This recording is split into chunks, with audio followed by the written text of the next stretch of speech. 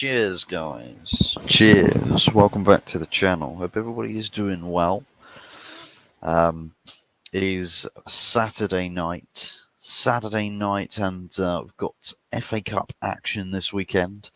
Got currently at the time of recording this, Newcastle and Fulham are still playing. Newcastle 2-0 to the good, but that game's about done and dusted. So yeah. It is what it is. It could have been another upset, but yeah, not to be.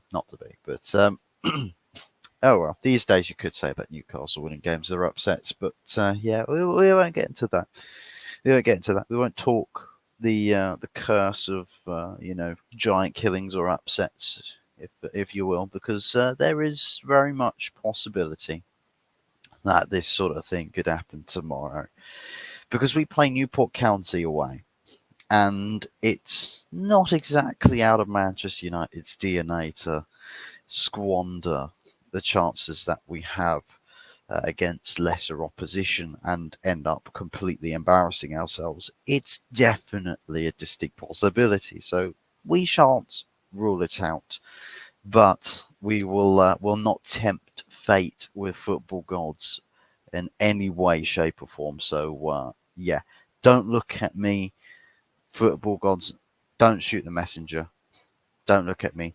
I do not take no blame for anything at all. I'm not talking us smashing Newport. I'm not talking us, being example of the big bottle job, the big bottle job FC. Um, I'm just looking to go about my business in this space quietly, discreet, below the wraps, keeping myself sort of clean, if you will, not tempting fate with any embarrassment. So I'm not gonna be shameless. I'm not gonna be shameless. But yeah, we've got this game to talk about tomorrow, and 4:30 kickoff time. Newport County away. Not always an easy affair, that. Not always an easy affair. Going to one of these more remote grounds away in the FA Cup, this is kind of where the magic of the FA Cup well and truly is, because you see all of these smaller communities sort of doing these get-togethers, for games like this one.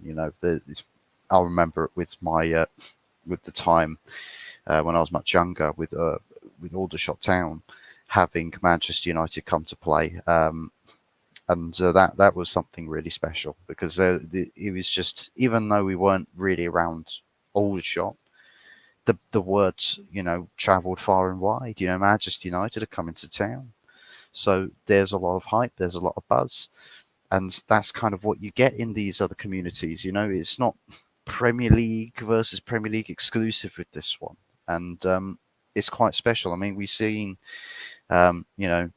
Ipswich, a team that I give a lot of respect to. I give them a lot of credit for what they've done in the Championship this season, but they fell short. They very much fell short against Maidstone United, another MUFC, not quite Manchester United FC, but Maidstone United FC. Fair plays to them. Travel. I think it was an away trip to Ipswich, and actually ended up winning the game. So what, fair plays to them. That's the kind of grounds that we're on. Those are the kind of grounds that we're on. These smaller teams come into play against bigger teams. Bigger teams, taking leisure at the occasion, whereas the other team, they're there to do business. They're there to get some to cause problems, and if they cause you one too many problems, then you're in for a long day at the office. It's not a home game. We can't stretch the game so much. We're going to their grounds. We're getting nitty and gritty at their place, and they're going to relish the occasion. They're going to relish the opportunity. I mean, we had Wigan in the previous round. That was the trip to the League One side. This time we're going down to the League Two. But even then, it's like Wigan, even though we were not by any means good, Wigan were quite limited, and I suppose keeping the game away from Newport County is probably one of the best ways to go about playing against the smaller oppositions. And it's because if you give them less and less and less, there becomes lesser opportunities to cause this upset. That we don't cheaply give away possession, that we actually take our time to, really work the defense and, look for openings, um, and, start testing the endurance. The endurance is quite a big decisive factor. The fitness between the two teams. That Premier League team's fitness is probably 99% of the time going to be better than that of a League Two side. Because they're not necessarily training at world-class training facilities, Monday to Friday, week in, week out. They haven't got the best technology. They haven't got the best pretty much of anything. Even Carrington, an outdated Carrington, still a better training facility than pretty much most places in most clubs' training grounds in the country, even though technically we want it to be the best in the Premier League. Which that we'll cross that bridge when we get to it. There is the talks and the discussions going on about actually bringing around that change for a new training ground. So we'll get to that. We'll cross that bridge when we get there. But it, like we've seen with the Wigan game, we need to be a better outfit than we were against Wigan, because Wigan, they could have taken their chance or two, and it's a very different story. And that's the ballpark we're playing in right now with Manchester United. And listen, Onana pulled off a save that stopped us, getting embarrassed early in the game against Wigan. We haven't got Onana playing this game. Bayindir is a guaranteed nailed-on starter for this game. I'll say that, then we're going to see Tom Heaton starting goal or somebody else like that, which wouldn't be great. Wouldn't be great at all if that was going to be the case. But anywho, anyhow, anyways, Bayindir in goal. As for whoever else plays, it's anyone's guess. I think there's probably going to be the need to want to play a stronger team again from Ten Hag. I don't think he's really going to sort of sway away from that narrative, from that notion. Then again, I'm kind of Andre Onana's not playing for Cameroon tonight. They're losing 1-0 to Nigeria at half time. I do not want to see, by any means, method, or madness, that Andre Onana decides that he's going to board a jet if Cameroon, it's a playoff. So if they lose, they're out. They lose, they're out, basically, I think. And I'm hoping that it doesn't mean that Onana's going to quickly jump on a jet and try and get back to start against Newport. And I'd imagine with the way that he has been dropped for his country in the AFCON, he's probably got half a mind to do that whilst he sat on the bench, mulling over his thoughts. He's probably thinking that he's going to try and work it reverse. He tried to play against Spurs and then play the very next night. Sorry, buddy, not going to happen.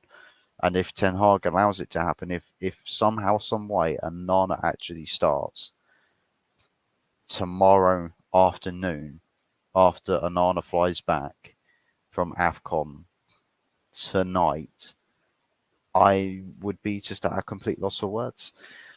To me, that's technically a sign that you're just, you've got no one's got any respect for your authority as a manager, and that kind of becomes a hard feat to actually regain the respect from anybody if there is zero respect for you. So he'll be then on borrowed time, and some people might say, well, the manager already is on borrowed time. It's just, I think with this case with the manager is just a case of, how, how do you go about getting European qualification, because your career at this club is kind of pinned on that. You got to go find a ways to get yourself into Europe. Whether the guidelines for that are Champions League, Europa League, or Conference League, I would imagine the talk is about the Champions League because of monetary reasons. And that be the case, and that's kind of the reality of the situation. So whether Ten Hag has actually got the ability to coach this team to play well enough to get the European positions, which is going to be an interesting feat. It's going to be an interesting feat to see what we do between now and the end of the season. Not to say that I think that there is going to be any improvement, compared to what we've had thus far this season. There might not be. There probably won't be. But we'll have to see. It's not impossible. It's not impossible, but it's not. It's not the most likeliest outcome there. Um, but yeah, as far as the team playing, I think obviously, of course, going to be a strong, most likely going to be a strong lineup. As we know, Bain Deer starting in goal. I think it is long overdue for Bain Deer to actually get a game. Technically speaking, he should have played against Wigan and also against Spurs. But that never happened. So yeah, that's not great. That's never great. As far as left back goes, I think Malacia is actually quite close to returning for Manchester United. I think he is quite close to returning. Um, whether he's back in training or not, I'm not too sure. It'd be interesting to see whether Martinez, Casemiro, guys like that start in this game. Because I think Ten Hag might have it half in his mind. Well, I'll play a strong team, but the key players that I've missed having in this team, I won't want to put them in the firing line from the get-go.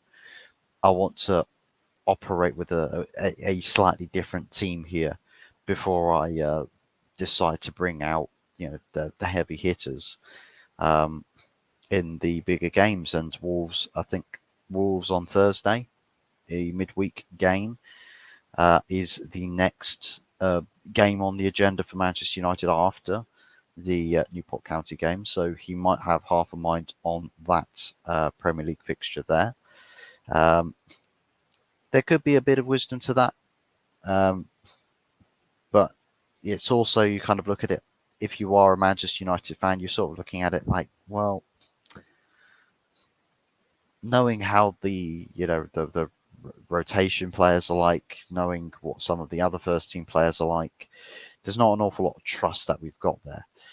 And yeah, there's a very prone feat with players in the squad deciding, you know what, we don't want to turn up. We choose when we play, we choose when we don't play.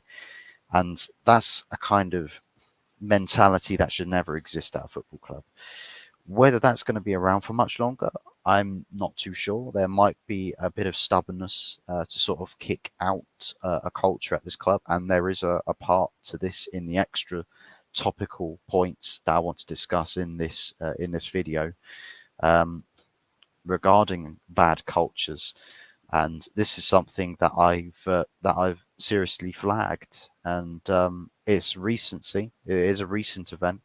Some people will have read up on it and thought nothing of it. Some people would have read up on those stories and thought, "Oh, it's a witch hunt," and then others would have read it and said, "This guy just ain't it.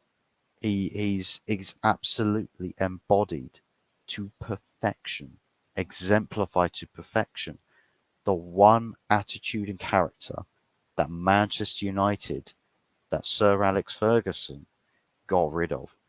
We'll come to that in just a second. I'll just quickly finish up on the Newport County Newport County chat.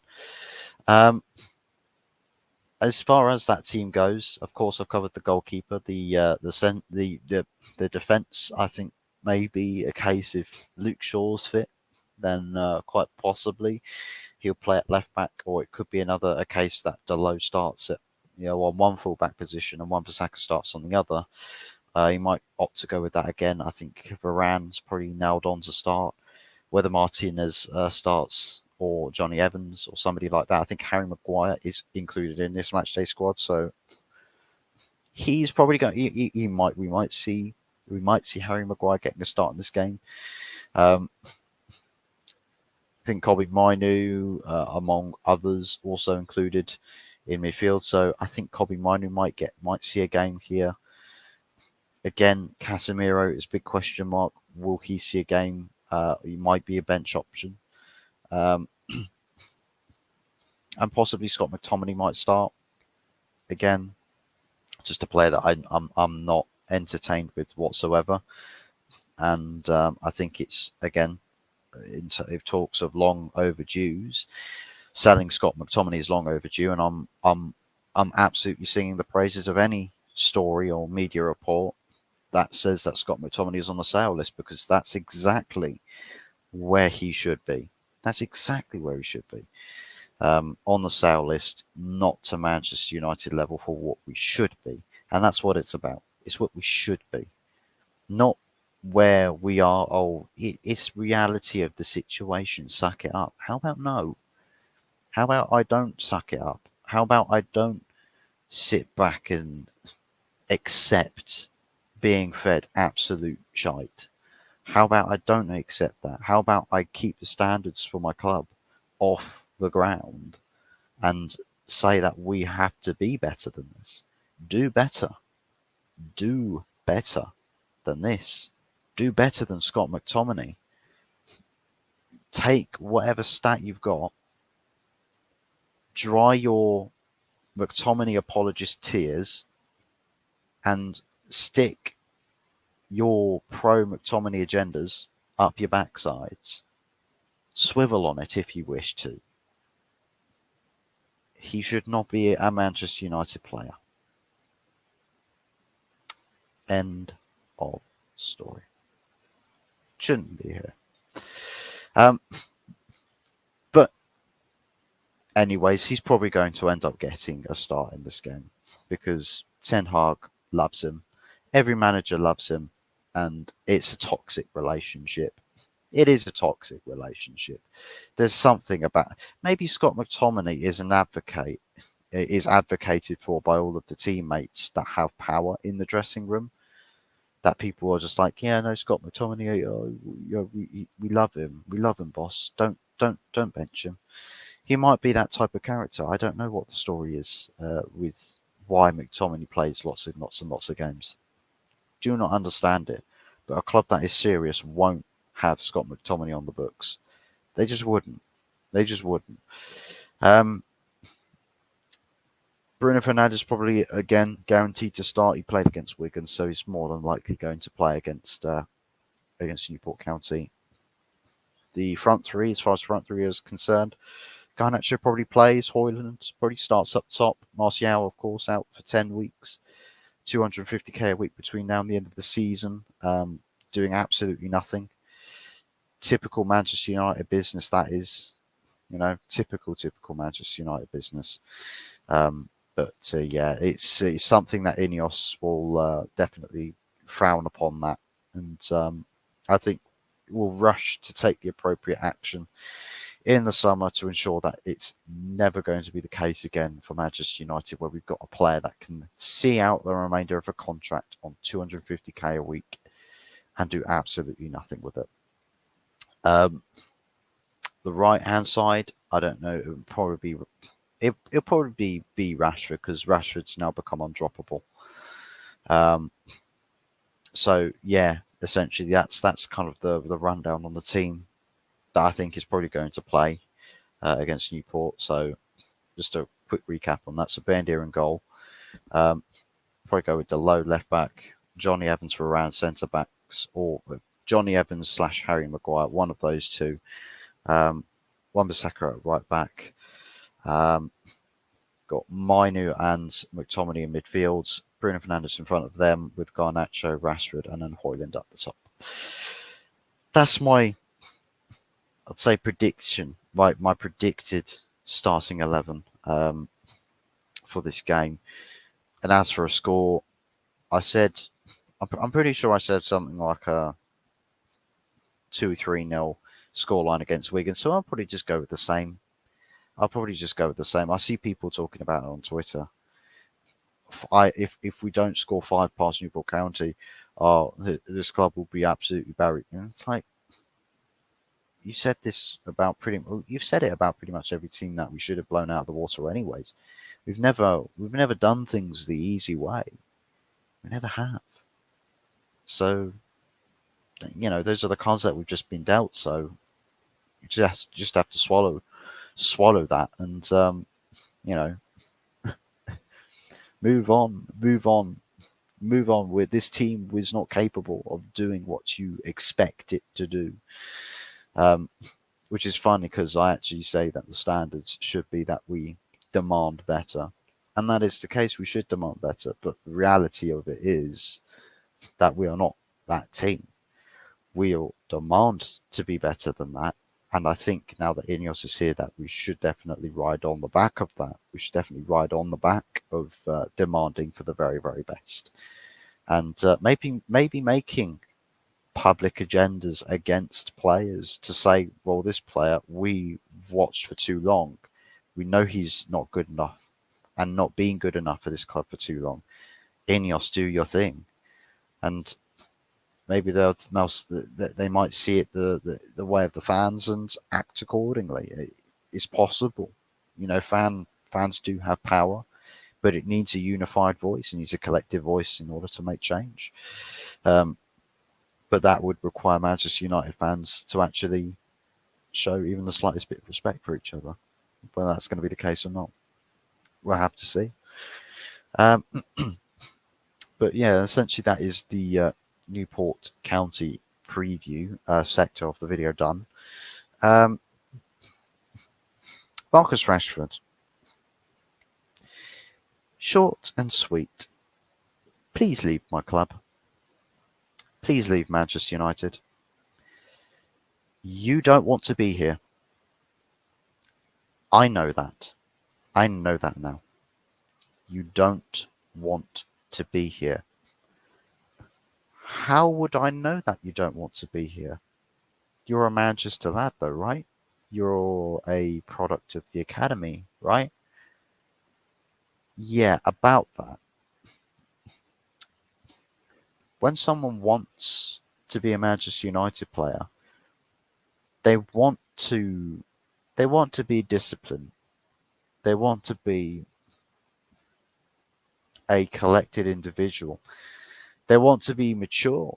They want to take their role, their responsibility at the club very seriously.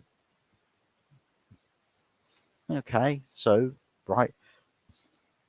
Has Marcus Rashford done any of that?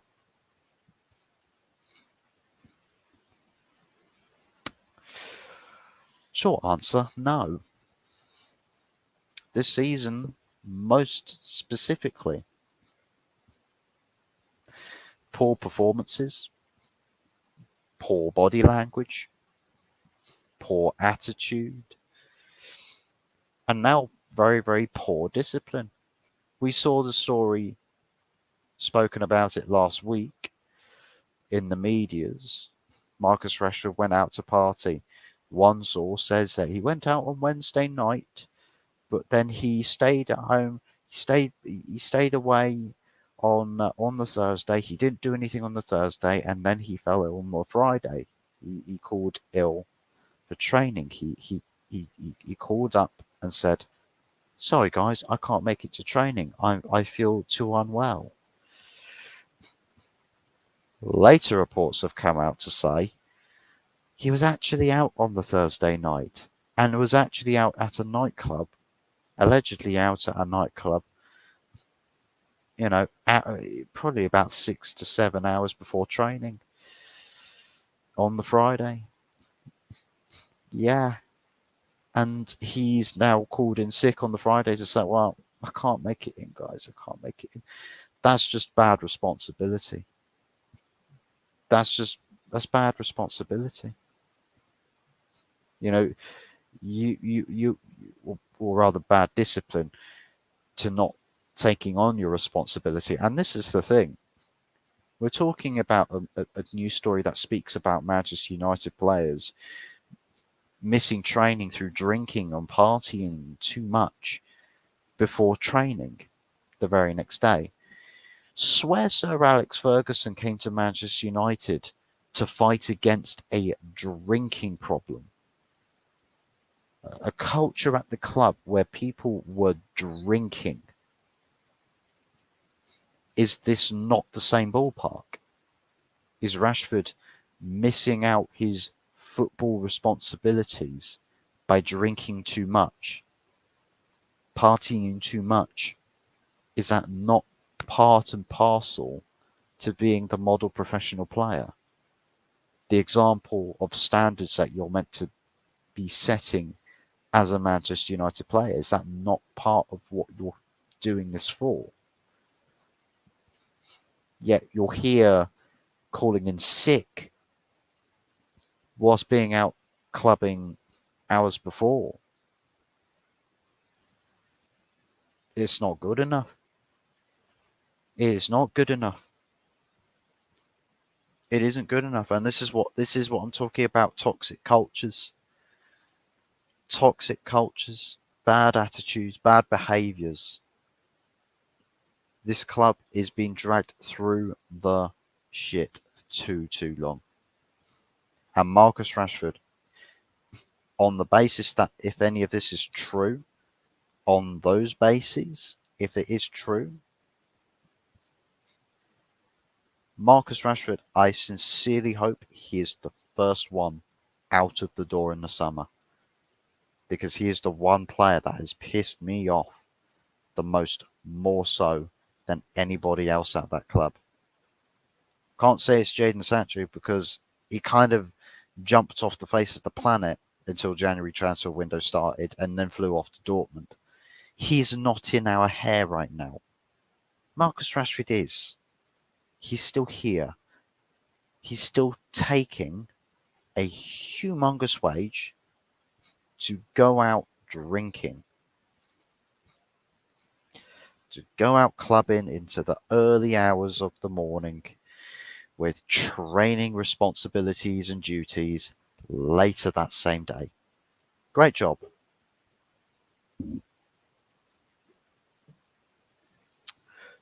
Would Arsenal tolerate that behaviour? Would Liverpool tolerate that behaviour? What about Manchester City? Or better yet, Real Madrid? Would Real Madrid tolerate that sort of behaviour? Probably not. Players would probably end up very much on the transfer list. Behaviours like that, oh, that's fine. You just get transfer listed, mate. And maybe that's where Marcus Rashford should go. He should probably go to, go to the transfer list. I mean, even before all of this Partygate stuff, the Marcus Rashford Partygate. We talk about 10 Downing Street doing Partygate during COVID times. Well, guess what, Rashford in football seasons, he's going out partying. When he's got duties to fulfill as a professional footballer, earning hundreds of thousands of pounds a week, and you're out partying and giving up on your responsibilities as a football player. You're not quite cut out for this, are you? Not quite cut out for it. So, yeah, it's unacceptable. Let me know what you guys think about that situation. What your course of action would be. Whether you guys think it should be justified that Rashford should be receiving a ridiculously severe punishment And I think there should be a ridiculously severe punishment, or better yet, just sell him from the club. Just tell him now, listen, your attitude stinks. We don't want to have somebody like you messing around at this club any longer. You are very much a personification to the toxic element of this club, and we're going to cut you out of this team picture. That's what should happen, in my opinion. Let me know what yours is. Speaking of things going wrong, Donny van der Beek and Hannibal Mabry, word has it that the loan spells for these two have only recently started and already going horrendously wrong. I've noticed with the Hannibal Mabry one that Sevilla are not opting to consider him for team selections because of whatever reason that is, which is never good because the whole point of sending these guys out on loans is to get game time. And I think the perceptions, the perspectives of these other clubs has been less than impressive regarding these players, and this guarantee for game time might not be guarantees, and sooner or later they might become just bench options or just part of the background furniture, and that's never ever a good thing for anybody. For anybody.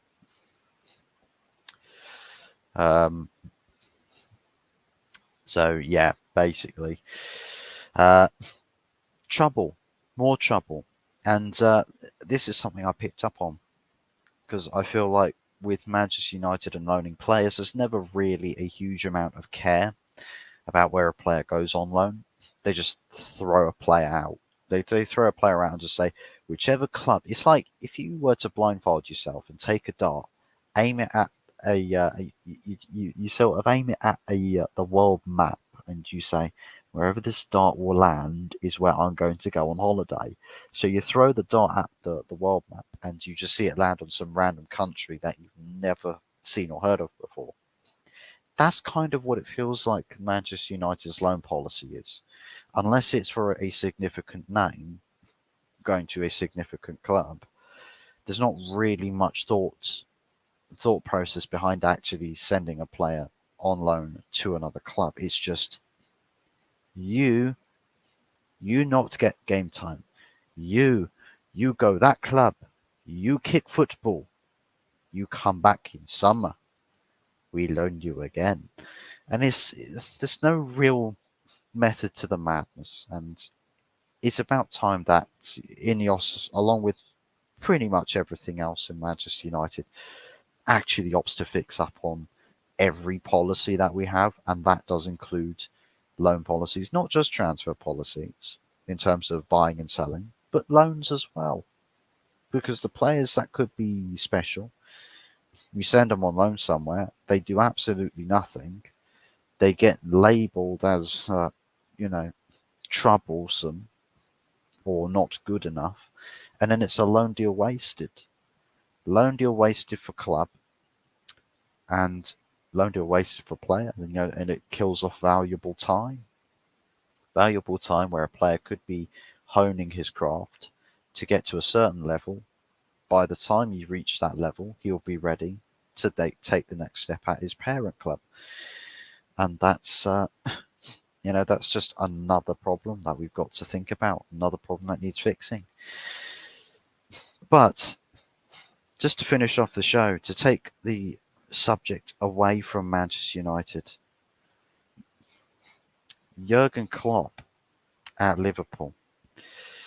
Seriously, with the way in which people have been acting, it's almost as though someone had died in the room. I mean, Jurgen, don't get me wrong. Jurgen, the sort of figure that Jurgen's cut for Liverpool supporters, and you might as well say the communities of Liverpool as well. He's basically the exemplified. He exemplified being like Mr. Liverpool Football Club, right? And he was worshipped, and he absolutely was worshipped. I never really think about, say, worshipping someone who's an employee until after the fact. I think right now, Jurgen Klopp, where he's announced that he's leaving, thank goodness, from a human standpoint, thank goodness it's not something where something's happened to him or to anybody in his life, because I know that he did have a personal tragedy during COVID times where he wasn't actually able to. I think it was his mother, where he wasn't like able to attend her funeral or something, and it's just like one of what COVID for some people was just horrendous. So at least it's not anything serious like that. Um, but just more that perhaps he's just burnt out, and I think this season, when he made the original decision at the tail end of last season to sign a new contract extension to take him to 2026, he probably didn't have this idea in mind. He says that, I wasn't thinking about leaving Liverpool at that point. Me, I was actually relishing the opportunity to carry on, and he started a big process in basically constructing a new Liverpool team from the one that won the Premier League, Champions League, domestic cup double, to building another Liverpool team that could, either match or exceed those achievements. And this season, with the circumstances, he's got an opportunity to go out with more trophy success. He got Carabao Cup final end of February. Um, got the well, I mean, they're not in Champions League, but they've got Europa League. It's still a trophy that they can win in Europe to qualify for Champions League, but they're not really, like, top four's not really in jeopardy for them. Um, they could. They've got a little bit of an advantage at the top of the table at the moment in the league, so there could be talks of title aspirations there, and I think they absolutely got all the rights to do so. They one of the only other clubs that have recently won the title, barring Manchester City. So of course they've got the license to talk about titles, and knowing that they've got the stuff to do it, they can do it. They can do it. It's just a case of whether they will. But still a long way to go in the Premier League, and plenty of twists and turns to go. FA Cup as well, of course. Liverpool still involved, which I believe they play Norwich tomorrow as well. They're a 2:30 kickoff time, we're the 4:30 kickoff. So Liverpool, of course, will be playing tomorrow. That's at Anfield as well. Anfield versus Norwich, and first game after it's become public knowledge that Klopp is leaving. It's going to be a strange atmosphere, I think, at Anfield. There's going to be a lot of, I think, a lot of pro Jurgen Klopp stigma. I think there's going to be a lot of fans, sections of the ground that will have tifos or flags or banners, all sorts, just as like a commemoration to Jurgen Klopp. Of course, they're still having between now and the end of the season. And it could be a rallying call to arms. Let's go. Let's finish this Jurgen Klopp story on a high, and chase down silverware that's still there to be won. And why not? You should go for it. You should go for it. As a United fan, I don't want to, and sincerely, I hope that once Klopp has left, that Liverpool appoint Stevie G, Slippy G, and end up slipping down the tables into mid-table obscurity, and that we leapfrog and we swap places with them. That would be fantastic. Please, please, football gods. If there's one thing that I do want to provoke football gods with, it is this. But yeah, all rivalry jokes aside, Jurgen Klopp leaving Liverpool, shocking news, especially given contractual circumstances. Apparently, talks have gone on for a while, but nonetheless, the sudden um, the sudden emergence of this story into the light has taken me and the footballing world by surprise, and Liverpool fans, of course, taking it the hardest. Feeling like it's a breakup of a partner, of a cherished partner for many, many, many years.